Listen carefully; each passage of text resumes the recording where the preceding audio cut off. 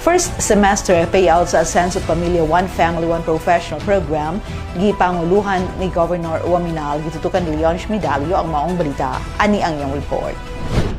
Subay sa tumong nga matagan og kalambuan ang edukasyon sa mga misamisnong estudyante og mapatuman ang damgo nga makaangkon og usa ka profesional sa matag pamilya. Napahigayon ang first semester payout sa One Family, One Professional kon OPO program adlaw Biyernes, Setyembre 12 ning tuiga sa Usami City Gymnasium. Lakip sa maong payout ang 871 ka grantes gikan sa syudad sa Usamis, Dakbayan sa Tangom, munisipalidad sa Don Victoriano, Bonifacio, Sinakaban ug lungsod sa Clarin nga malipayong nakadawat sa tag 10,000 pesos nga cash assistance alang sa mga bulan sa Agosto ug Setyembre. Ang kalihukan gipangunahan ni hardworking Governor Attorney Henry S. Uaminal, kauban ang amahan sa Dakbayan, Mayor Sam Norman Go Puentes, mga miyembro sa sangguniang palalawigan sa probinsya ug mga konsyal sa Dakbayan. Sa iyang opening message, gisaysay ni Mayor Sam nga ang maong milestone dili lang paghatag og tabang sa pinansyal nga aspeto, kundili usa ka selebrasyon sa paglaom og oportunidad alang sa usa ka mas hayag nga dalan sa kaugmaon. This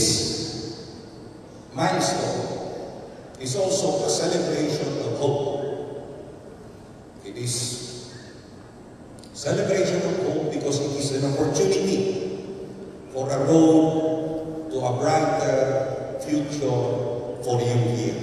Giidog ang pasmayor nga ang maong programa usa ka konkretong pagpakita o pagtuman sa bisyon ni Governor Henry din walay pamilya nga mabiyaan nga nagpuyo dinhi sa Misamis Occidental. This program, Bear in Mind, is a concrete manifestation and actualization of the vision of our Honorable Governor, whom I'm sure you know was also a working student, a real working student when he was in his secondary, tertiary, and even after the third level education he had.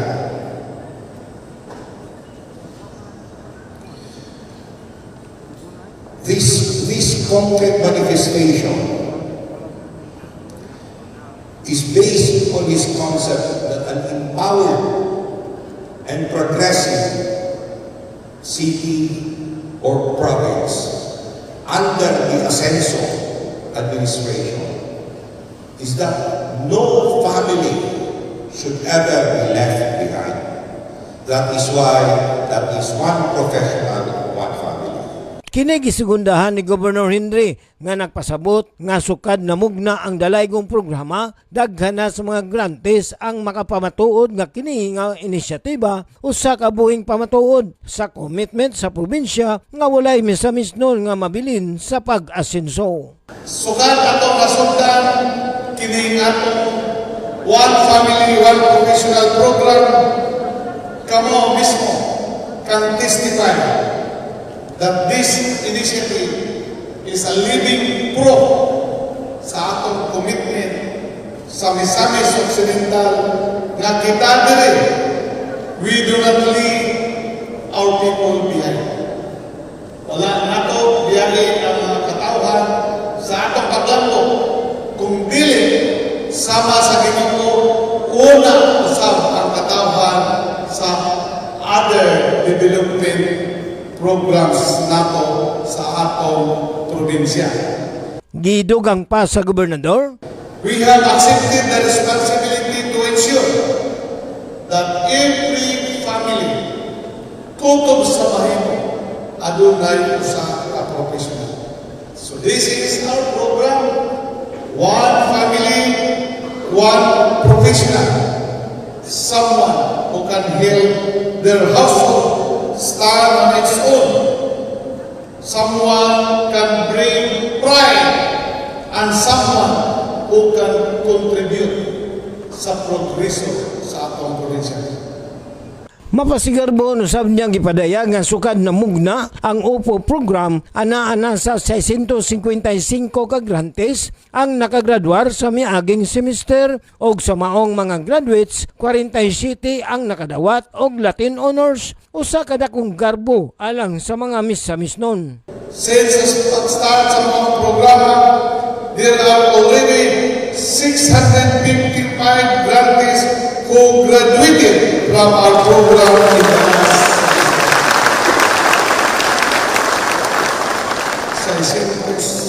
655. And among those 655, aduna usay 47 who graduated and received a Latin honors. This is an extraordinary achievement and a great source of inspiration for all of us, for graduates and honor awards. Isa bulan na sila dire, I have to congratulate them. We have to give them a big hand for Gidasig sa gobernador ang tanang grantes nga himuon kining usa ka hagit diin dili sila angay magunahuna nga tungod kay sila mga scholars sayo na ang dalan sa kalampusan. Gipasabot niya nga ang scholarship usa lamang katulay nga maghatag kanila og oportunidad apan gikinahanglan nga sila ang musulat sa ilang kaugalingong kalampusan. Let this be a challenge to you. Do not be complacent. Do not think that because you are scholars, the path will be easy. The scholarship or the grants, these are only bricks to give you an opportunity, but you still have to write your own success story. Na ihapon kanino nag-aagad ang inyong kalampuan. Ayaw tanan isalig ni Governor og sa Ginoo.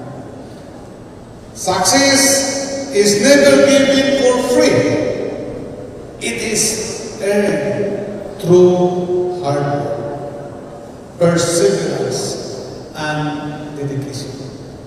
Ang first semester payout alang sa mga UPO grantes nagpakita sa padayong commitment sa provincial ug lokal nga pangagamanan sa paghatag og oportunidad alang sa mga kabatan-onang estudyante. Pinaagi sa pagpaningkamot sa mga lideres sa Team Asenso nga gipangunahan ni Governor Henry Waminal, 2nd District Representative Congressman Sancho Fernando Ando Waminal, Asenso Pinoy Representative Congressman Attorney Henry Indy Waminal Jr. ug ang amahan sa Dakbayan, Mayor Sam Puentes. Masiguro nga ang mga programang sama sa UPOP magpadayon isipag ila nga ang mga kabatan-unan ang paglaom sa umaabot og sa padayong pag-asenso sa Misamis Occidental. Alang sa Usamis Today, ako si Yunso Medalyo.